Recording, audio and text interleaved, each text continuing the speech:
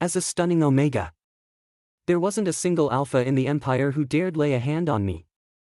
All because my late husband was the most powerful general in the Empire, a decorated war hero who gave his life for the nation. A month after his death, my heat returned. I couldn't take it anymore and finally gave in, clicked open the dark web to find an alpha. But just as I was about to make a choice, a pair of cold hands pinned me to the bed. That man's voice was low and icy. "Baby, your husband's body isn't even cold yet. And you're already bringing other men home. Tell me, how should I punish you?" 1. I clutched the bed sheets beneath me, my fingers trembling. The gray sheets were a wrinkled mess under me, damp with traces of heat. Not enough. Still not enough. I gasped for air. Mouth open. My whole body was burning, like I was being consumed by flames. Dizzy. Lightheaded. This was the third time I'd gone into heat this month. Ever since my husband died in the Interstellar War. My cycles had been erratic. Worse still, I'd long developed a resistance to over-the-counter suppressants. I could only grit my teeth and endure it. Unless I could find another alpha, one with a strong enough match to get me through it. To be honest, I had no real feelings for my husband. Lincoln. Ours was a political marriage. He only came home during my heats. The rest of the time, he was stationed with the military. We barely ever saw each other. I was grateful. Not being in love spared me a lot of heartache. And lucky for me, our compatibility had been high. So my heats were never too unbearable. But now, his status had become a chain around my neck. Not a single alpha in the entire Empire dared come near me, let alone get intimate. The sheets beneath me were wet again. I pushed myself up, remembering what my childhood friend had said to me a few days ago. If it gets too bad, just go to the underground market and hire a decent-looking alpha to keep around. At first, I thought it was absurd. But now, screw it. If I didn't let this out soon, I was going to lose my mind. With shaking hands, I clicked on the black market link Nolan had sent me and opened the alpha listings. In the next second, dozens of alpha profiles popped up. Most were clean, healthy, from modest backgrounds, discreetly catering to the needs of wealthy women in mismatched marriages. I skimmed the listings, along with height and weight. They even listed combat records. I swallowed hard. Sure, none of them were as terrifying as Lincoln. But for me, they were more than enough. Truth be told, I'd never been able to handle Lincoln. During heats, he'd hold back. But during rut periods, every time I visited him at the military base, I'd go in on my feet and leave limping. Just thinking about the looks his subordinates gave me, I wanted to bury my face in a hole. Face burning. I scrolled faster. The lights flickered suddenly. And outside, the trees shook unnaturally despite the still air. A chill crept down my spine. I turned around abruptly, but there was nothing there. Uneasy, I decided to stop scrolling and just picked an alpha who vaguely resembled Lincoln. Click. The light went out. I scrambled to get up, thinking it was just a blown fuse, but before I could move, a cold hand pressed down hard on the back of my neck, pinning me to the bed. He leaned in close, whispering in my ear with a sinister tone. "Baby, your husband's barely cold in the ground and you're already bringing home another man. How do you think I should punish you for that?" 2. My pupils contracted in shock. My voice trembled. "Why you, aren't you supposed to be dead?" Lincoln let out a cold laugh. His hand slipped easily under my clothes, roaming without restraint. "You're so lonely you actually tried to order a man online? How could I bear to see you suffer? I clawed my way back from the grave just to take care of you." His grip tightened. I gasped in pain and softened my tone, trying to soothe him. I don't want anyone else. Don't be mad, please. Go easy on me. Okay. I didn't understand where Lincoln's possessiveness had come from. He was never like this before. Even when I once pointed out a handsome young soldier and jokingly told him, Lincoln hadn't even said a word about it. But tonight, he was rougher than usual. I was lost in thought. And only when I came back to my senses did I realize he'd stopped moving. His cold palm rested on my lower abdomen. I shivered from the chill, but still couldn't help leaning into him. I was too hot. Even if Lincoln's body was ice cold now, as long as it helped cool the fire inside me, I didn't care. I scratched lightly at his palm, coaxing, "Move, please." He didn't respond. Instead, he gripped my chin tightly and forced me to meet his eyes, those pitch-black eyes boring into mine. "Just now. What were you thinking about?" I blinked, stunned. "What?" In the dark, I couldn't see his expression clearly, but I could tell he was in a foul mood. "You looked like you were in a trance. Were you picturing one of the alphas on your screen? The dark-skinned one? Or the one you almost ordered? Grayson. Was it? Do you really think they can satisfy you like I can? Even as a ghost?" Lincoln was jealous as hell. In less than 10 minutes, he'd gotten angry twice. Honestly, I was both guilty and scared. He never hit me, but his overwhelming presence had always made me want to run away. When my family arranged the marriage, I cried secretly for days. I took a deep breath, held Lincoln's hand, and brought it to my lips for a kiss. "Lincoln, I'm in pain. Please don't be mad anymore. Okay?" My burning face rubbed against his icy hand. Desperate for relief, I slipped out of his hold, hooked my leg around his waist, and pulled him down toward me. I kissed the corner of his lips and held onto him tightly, pressing against his ear. I whispered hoarsely, "Baby, hurry up." Lincoln finally moved. He grabbed my leg, leaned in to kiss me, and muttered darkly, "I'll deal with you tomorrow." After that, I was swept away in a tide of desire, with no room left for thought. 3. When I woke up, I was lying in a clean bed. My body felt fresh. And when I lifted the blanket, I saw my clothes had been changed. I turned my head, no sign of Lincoln. If not for the soreness still lingering in my body, I'd have thought everything last night was just a vivid dream. I slowly made my way to the kitchen. The housekeeper had already prepared breakfast. Just as I was eating, the doorbell rang. It was Hudson, Lincoln's most trusted deputy, and the only Omega in the military. Every month, he came on his own dime to deliver supplies. He'd told me many times that if it weren't for Lincoln, he would have been expelled from the military long ago. So he wanted to look after me on Lincoln's behalf. I opened the door and invited him in. "Thanks for coming. Have some water." I brought him a glass from the kitchen, and he took it with a smile. Suddenly, his expression darkened. Without warning, he grabbed my wrist. There were faint red marks, left by Lincoln the night before. I hurriedly pulled my hand back behind me and gave a half-hearted laugh. "Just bumped into something." Hudson stared at me, eyes heavy, his face visibly darkening. "You met with an alpha?" The accusation caught me off guard. I swallowed hard, wanting to explain that it had actually been his superior, but then hesitated. Would he even believe something so strange? What if he thought I was delusional and sent me straight to a psych ward? With how delicate and particular I was, they'd probably beat the madness out of me. I forced a dry smile. "No.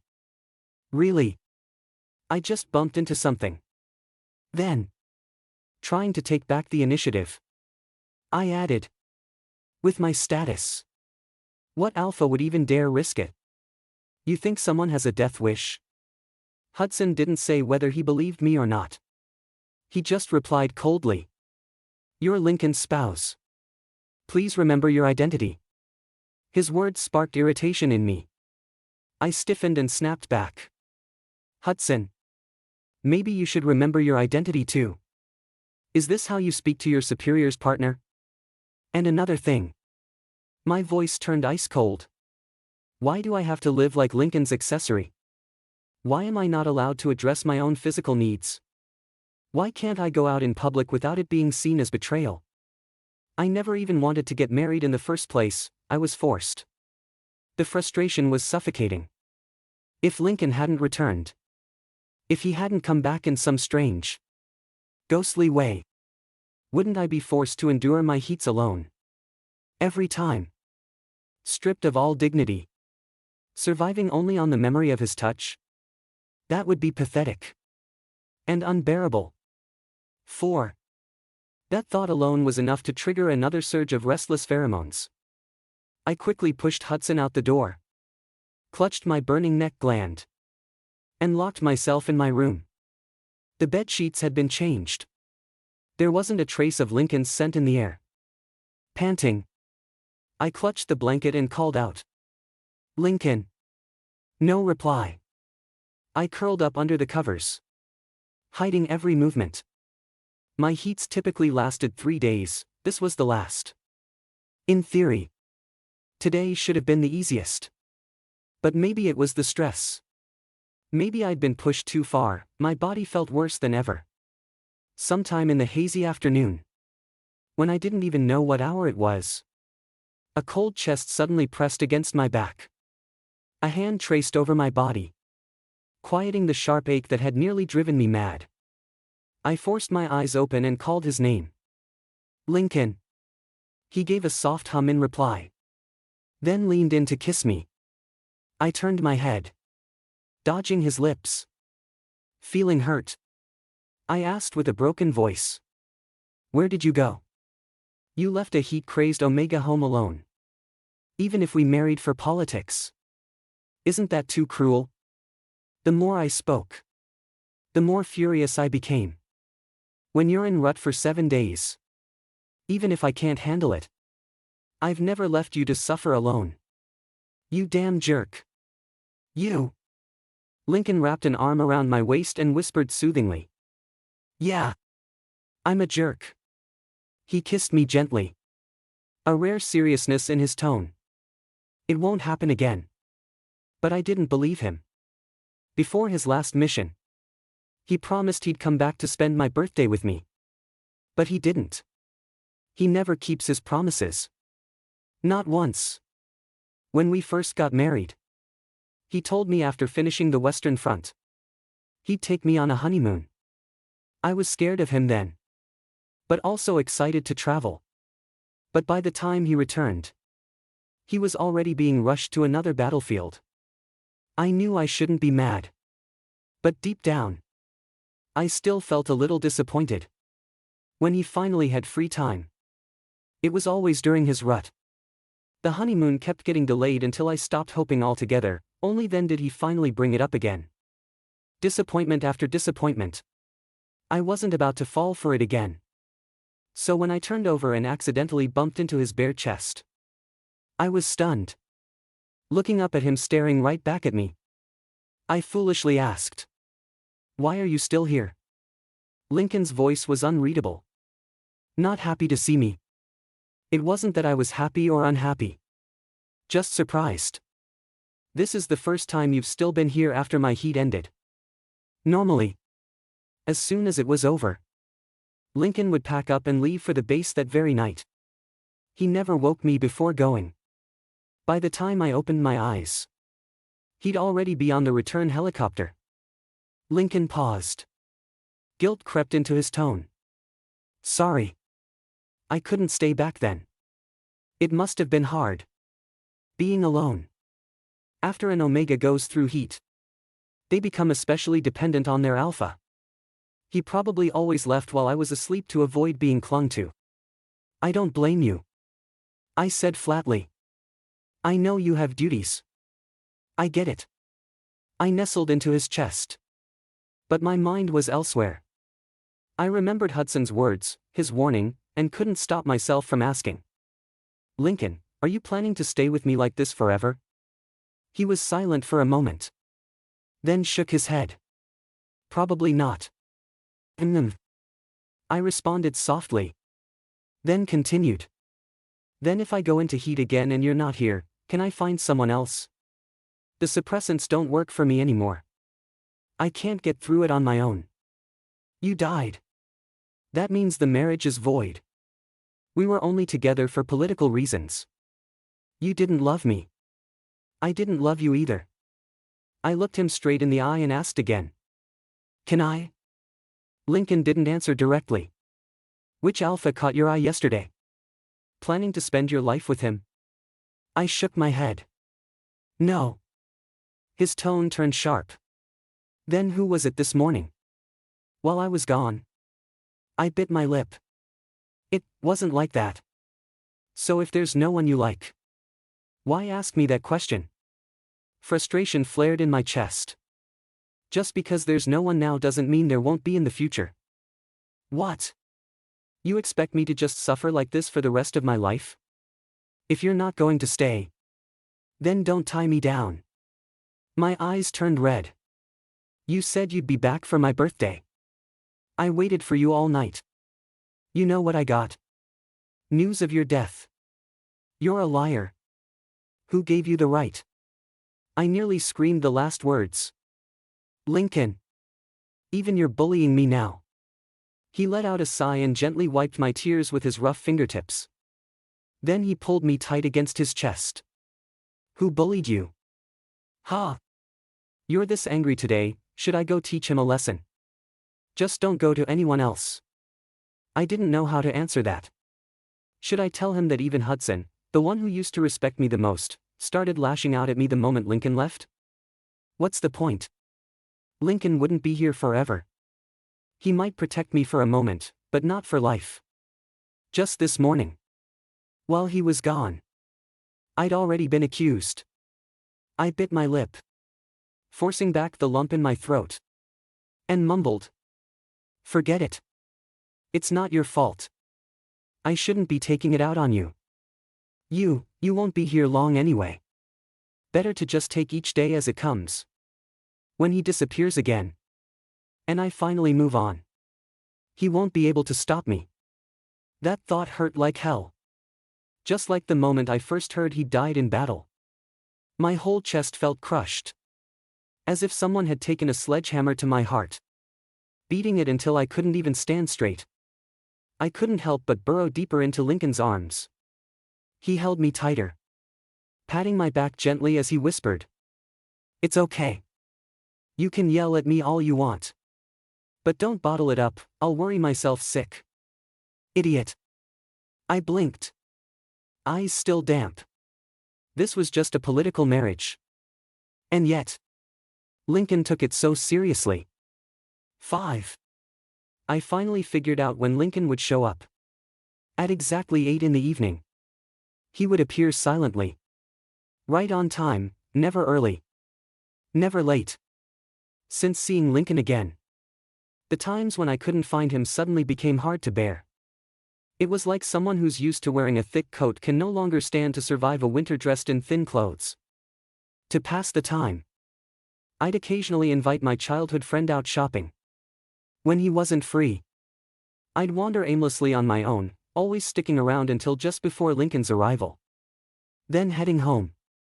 But recently, whenever I went out, I felt like several pairs of eyes were watching me from behind.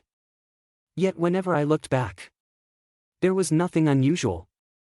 Was I just imagining things? Even though I'm spoiled, I don't make enemies easily. No one should be stalking me intentionally. I patted my chest, trying to shrug it off. But as soon as I got home, I saw Lincoln standing by the window, looking thoughtful. My heart skipped a beat. No way, it can't be the Grim Reaper coming to take him away. My fist clenched unconsciously. I called out hoarsely. Lincoln. He turned around, and the coldness in his eyes completely disappeared the moment he saw me. I glanced behind him. The room was empty. Relieved. I took 2 quick steps forward and threw myself into his arms. The fear still gripping me. Lincoln wrapped his arms around my waist and chuckled softly. "What's wrong? Coming back so enthusiastic, miss me?" I patted him and scolded. "Not serious. Still uneasy?" I asked. "What were you looking at just now?" "Checking the weather for tomorrow. If it's going to rain, I'll put an umbrella in your bag so you don't forget again." Lincoln looked so natural. So genuine.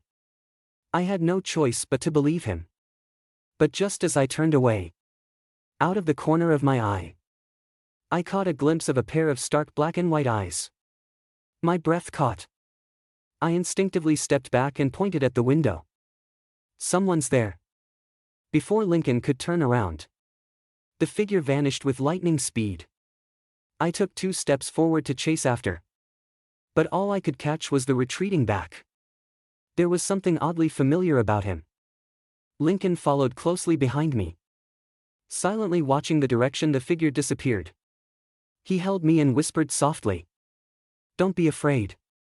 I'm here. No one will hurt you." I hesitated, looking up at him. "Do you know that person?" Lincoln's body tensed slightly. He opened his mouth but only managed to say, "Grayson. Trust me, don't ask anymore." His gaze was too serious. Those dark eyes meeting only my doubtful stare. I stared back. I wanted to understand where all this strangeness was coming from. I wanted to ask what exactly he was planning. I wanted to ask why he was protecting someone who might hurt me. But in the end, I said nothing. No matter how I pressed, Lincoln wouldn't let me know. The atmosphere in the room grew heavy. I walked out to the balcony and closed the window I had just opened. Just as I drew the curtain, a cold body pressed against my back. Lincoln buried his head in my neck, his voice low and muffled. "There are things I can't tell you now. It's not good for you. Don't be mad at me, Grayson." I pressed my lips together. Before, Lincoln had always been extremely cautious and serious about this kind of thing. Anyone who dared hurt me would have paid dearly. But this was the first time he was protecting an outsider, a possible threat to me. My heart felt like a sponge soaked in sourness. Even my tongue tasted the bitterness. And a surge of anger took over my chest. I closed my eyes and took a deep breath. It was just a political marriage. I didn't love him. What was there to be angry about? It was just a mutually beneficial arrangement. If he wanted to protect someone else, that was his business.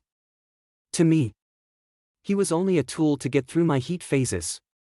Just a tool. Did I really need to care? Damn it. I pushed him away hard, my face dark as I shouted, "I'm busy all day long. I don't have time to deal with your nonsense." 6. Since that unpleasant day we parted ways. Lincoln hadn't shown up for several days. I didn't know what he was busy with. Apparently, everyone else was more important than me. He even warned me not to go out these days. Was he afraid I'd catch him being lovey-dovey with the little lover he let go? I wasn't about to listen to him. If he didn't come, then he had no right to control me. I sat in a corner of the bar, feeling the weird stares burning holes into me. I downed a drink with a scowl. What was there to look at? Hadn't anyone ever seen a heartbroken widower come out to drown their sorrows? I handed a drink to the boy beside me. His face flushed red as he poured it into my lap, then leaned in with a suggestive look. After leaving the bar, I refused the driver's offer and walked home in the cold wind. No one was waiting for me anyway, why rush back? Thinking about it, my chest felt crushed under a heavy stone, making it hard to breathe. Only then did I allow myself to be swept away by emotion. Lately, more than anger, I felt fear. I didn't know if Lincoln had gone to someone else or if he had disappeared completely. I didn't even know how to contact him. I'd gone to a bar alone and deliberately ordered a hostess, just to see if I could lure Lincoln out under these circumstances. No use. It seemed like Lincoln would never appear again. Suddenly, my face got wet. Without caring, I trudged home in my disheveled state. Until I heard footsteps behind me. Someone was following me. I looked down at the shadow in front of me. My breath caught in my throat. They were only 3 or 4 meters away.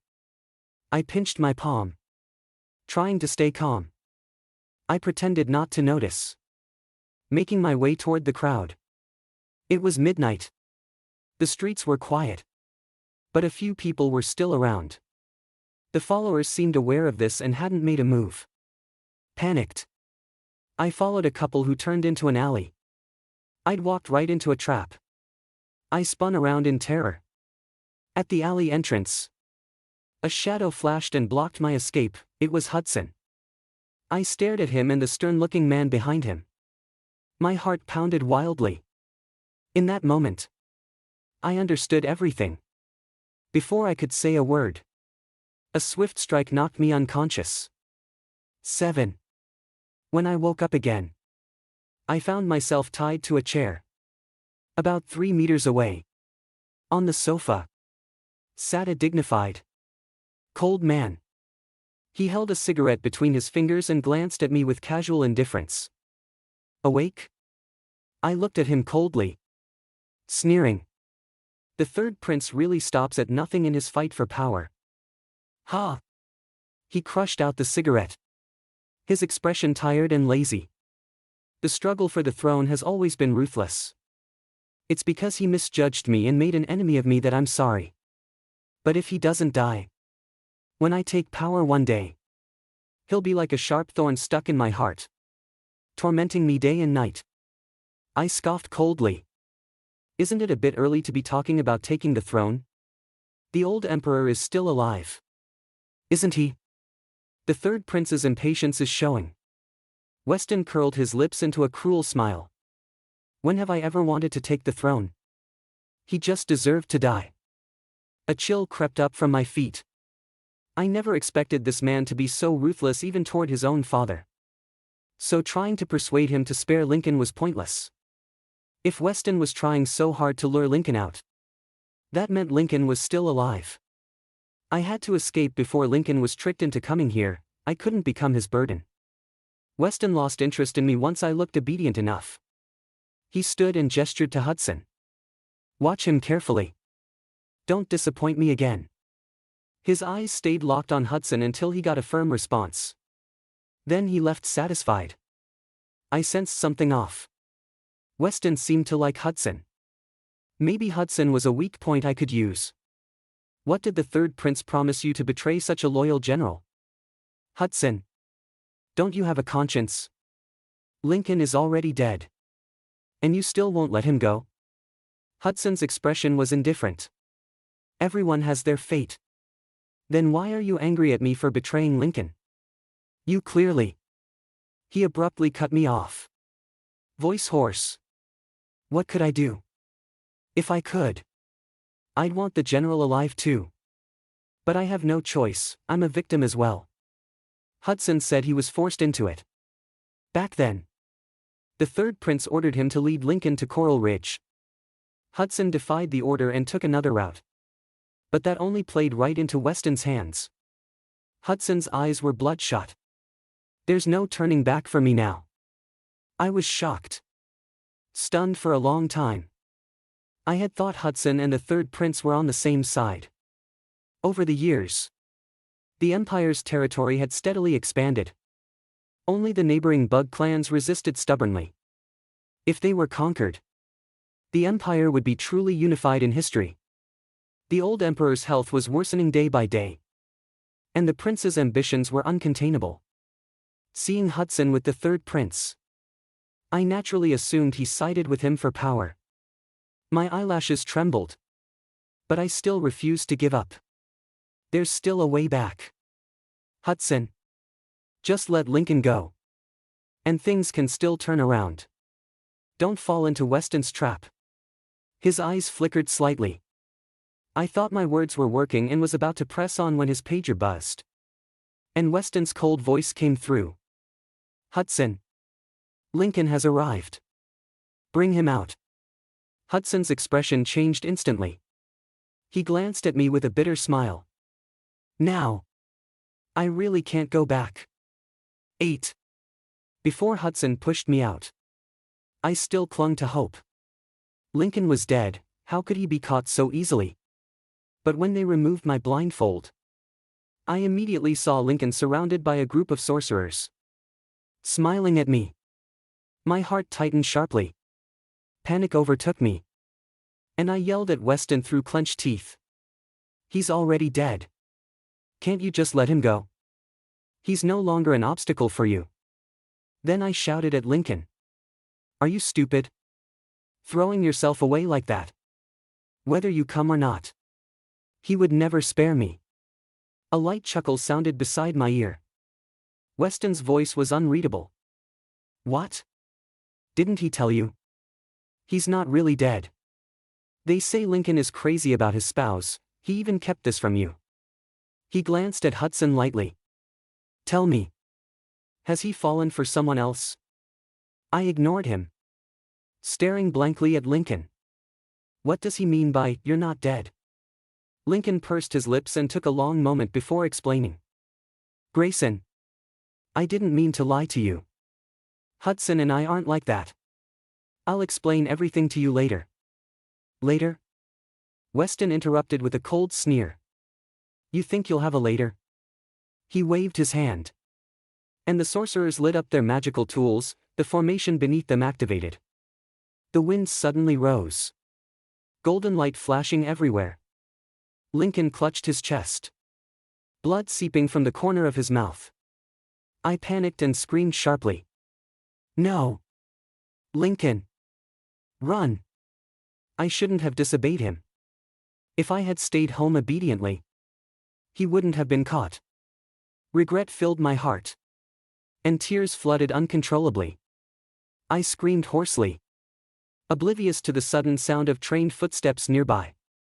A group of masked men in black rushed forward and subdued the sorcerers. Then a figure in bright yellow calmly stepped out from behind them. His aged voice sounded in my ears. Weston. Don't cause trouble. Weston looked at him, smirking. Trouble? Everyone has ambitions. What's wrong with wanting to be king? Father. You're old, you should rest. He waved his hand casually. Expression indifferent. Hudson. Contact Beckett. Beckett, Lincoln's trusted aide. Was he also one of the third prince's men? My heart tightened. I struggled violently. But Hudson pulled me back hard. Face cold as he looked at Weston without moving. In the corner of my eye, several dark guards quietly approached Weston, ready to strike.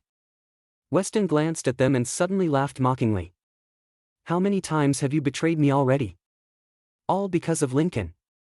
No matter how much you care for him, it's useless. The one he loves is that useless Omega in your hands. He'll never love you. Hudson's hand trembled, and the back of his knife dragged a red line across my neck. Lincoln's eyes sharpened as he stepped forward quickly. Hudson. Don't hurt him. Only then did Hudson come to his senses and lower his hand. The moment he dropped his weapon, the dark guards captured Weston. Seeing me safe, Lincoln rushed over and pulled me into his arms. Only then did I feel some of the terror fade. And I punched his shoulder hard. Didn't I tell you to leave? Lincoln stroked my hair and whispered. If I hadn't come, he would have hurt you to force me here. If I'd arrived earlier, you wouldn't have suffered. I wiped the blood from his lips harshly. Did you know all along that Hudson was the one that night? Lincoln hissed lightly but didn't dodge, letting me vent. Yeah. He admitted it. I was furious. Don't you have anything to explain? Of course. If you think Hudson didn't mean to kill you and want to stay with him, that's your choice. We have no lifelong bond. No feelings between us. Ah! Lincoln grabbed the back of my head and kissed me fiercely, silencing all my bitter words. He seemed a little angry. You want to push me away like that? No feelings? Right. You died a month ago and are already thinking of someone new. So naturally. You have no feelings for me. You're just waiting for me to be with someone else so you can be free. Ha! His arrogant bravado faded suddenly. I stammered but couldn't say a word. Lincoln looked hurt. His eyes suddenly lonely. Grayson. Don't you love me at all? One word stabbed my nerves. And I instinctively raised my voice. No. After saying it, I ignored the pain in his eyes and ran away as if fleeing for my life. 9. The word love always makes me think of my gentle but tragic Omega mother. My father is a businessman who maximizes profit above all else. For the sake of his family, he would calculate and manipulate anything. My mother was one of his calculations. He engineered countless, chance encounters, to make her fall in love with him. All just to snatch the land in the south of the city from my grandfather. They married and had several children, only to produce an alpha heir for the company. Until my alpha younger brother was born, my mother had no more use. My father stopped helping her through her heat cycles, leaving her to suffer in pain and cold indifference. But my mother didn't understand. She still believed my father loved her. In the end, she was driven mad by the intense pheromones during heat and died alone in a psychiatric hospital 6 months later. I don't want to love someone recklessly like my mother did. I don't want to endure a brutal heat cycle alone. I don't want to bear an alpha's child or let him drain the last drop of my blood. I know Lincoln isn't like my father. He's responsible, dependable, but I can't risk it. Otherwise, I wouldn't have refused to let him mark me for life all these years. I've always believed that love isn't the only foundation for marriage. Aligned interests keep a relationship going, whether it was the arranged marriage to maintain the two families' growth, or our mutual help afterward. Honestly, I can't say I was heartless toward Lincoln. Otherwise, I wouldn't have endured 2 heat cycles after his death. But it's far from love. I don't love him. In this life, I will only love myself. Everyone else comes after me, no exceptions. I refuse to follow my mother's tragic path. I wiped my tears, buried myself in the blankets, and silently made up my mind. If Lincoln can't accept this kind of marriage and wants a divorce, then so be it. That's what I thought. But when Lincoln returned, I suddenly felt afraid to face him and pretended to be asleep with my eyes closed. Lincoln leaned over and silently watched me for a long time. My eyelids twitched involuntarily, and my fingers clenched tightly inside the blanket. My breathing grew tense and shallow. Then, Lincoln pressed down heavily, his cool lips brushing my carotid artery, his tone a mix of grievance and stubbornness. Talk to me. Then I won't be mad. My nose stung, and my eyes grew warm. I wanted to say something, but my mind blanked like I'd been hit hard. My heartbeat raced. You don't even want to talk to me? He sighed, seeming to give in, and spoke to himself. Maybe you don't care, but I still have to explain.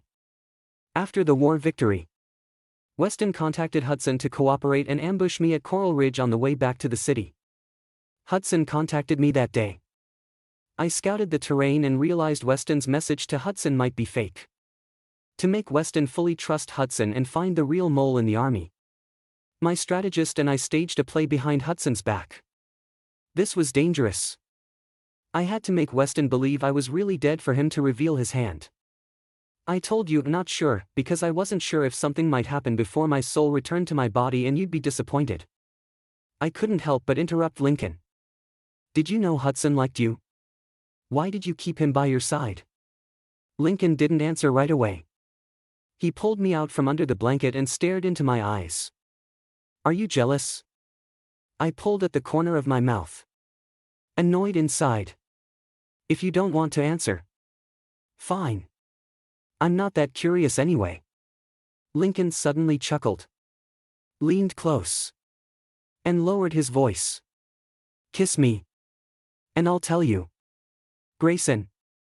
You really don't want to know. I turned my head away, saying nothing. Lincoln stayed supporting himself on me for several seconds, then silently sat up straight. He looked like he really wasn't going to explain. So I hurriedly spoke up. Sigh.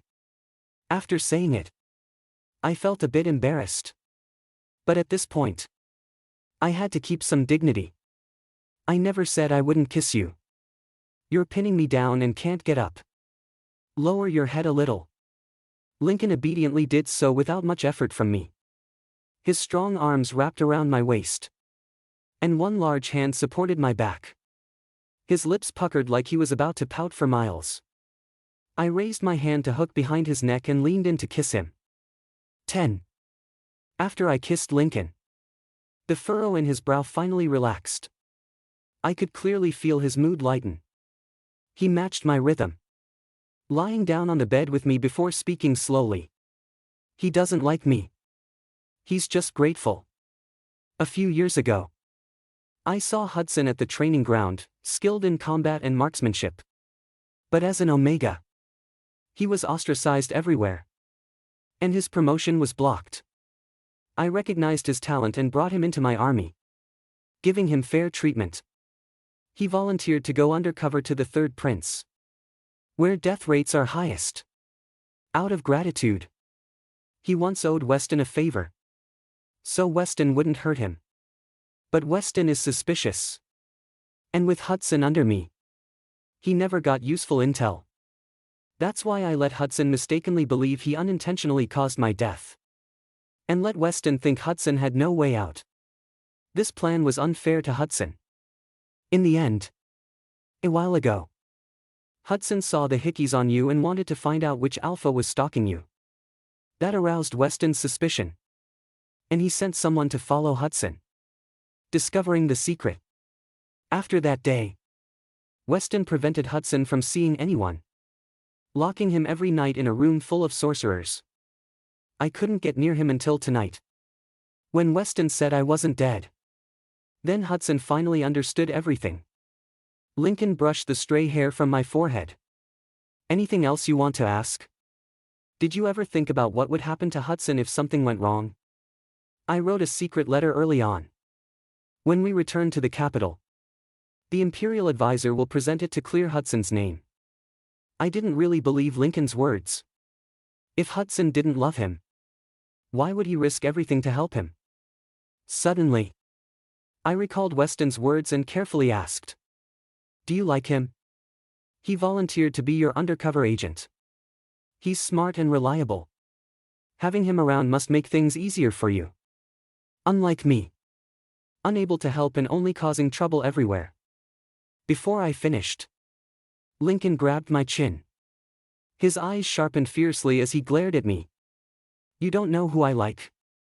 Are you trying to stab my heart with those words? Of course. You don't care about me. You only need an alpha to help you through your heats, anyone will do." At that last sentence, his voice broke, as if he'd reached the end of his act.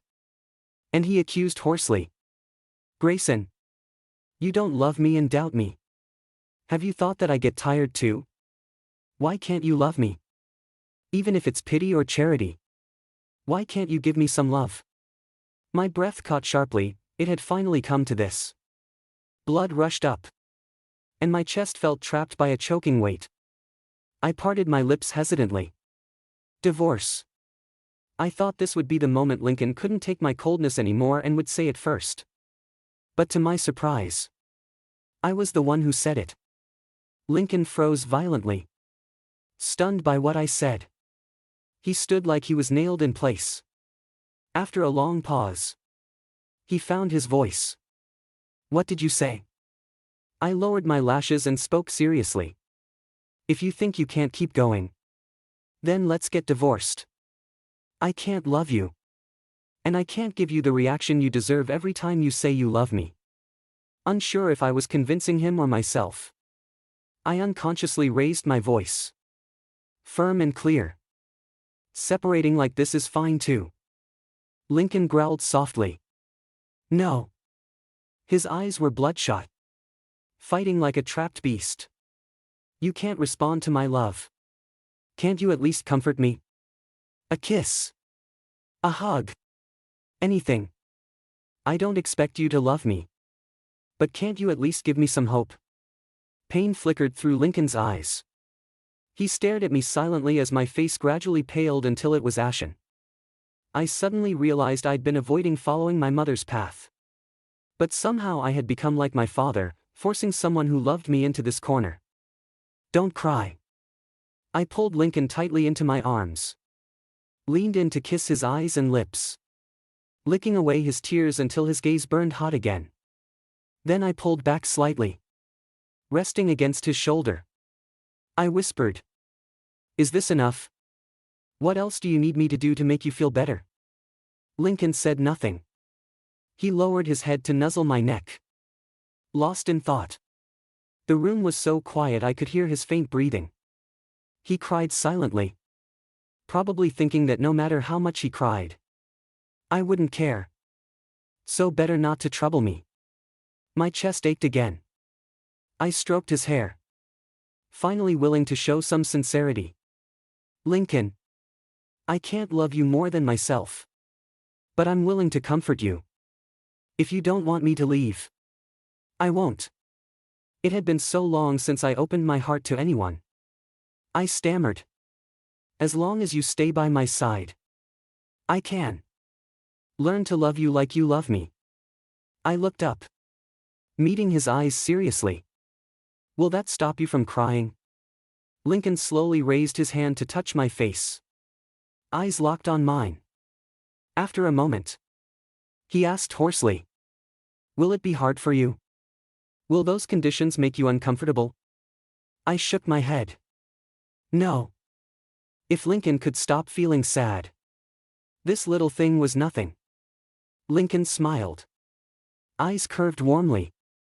And pressed a kiss on my lips. Then I won't feel wronged.